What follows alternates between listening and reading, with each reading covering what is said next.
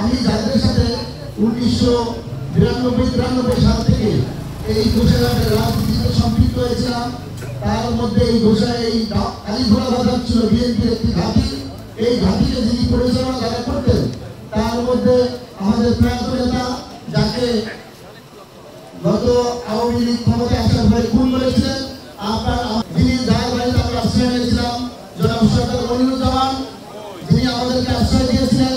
আমি পরম শ্রদ্ধার সাথে তাকে স্মরণ করছি, পাশাপাশি স্মরণ করছি আরেকজন মুরব্বী জনাব আব্দুল সত্তার কবিরাজ এবং আরেকজন মুরব্বী জনাব আতাহার আলী, যাদের নেতৃত্বে এই কালীঘোড়া বাজার বিএনপি ছিল সুসংগঠিত। বিভিন্ন ভাবে নির্যাতন করে এই কালীঘোড়া বিএনপিকে ছন্নছাড়া করে দিয়েছিল প্রায়। তার মধ্যে তারা ঢুকেছিল।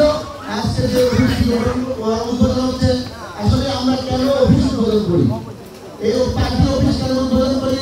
আমরা সেই ছন্নছাড়া বিএনপিকে আবার একত্রিত করে সেই পূর্বের ন্যায় কালীঘোড়ার গণজাগরণের সৃষ্টি হবে। সেই গণজাগরণ সৃষ্টি করার জন্য আগামী দিনে যে দলের সাংগঠনিক কর্মকাণ্ড পরিচালনা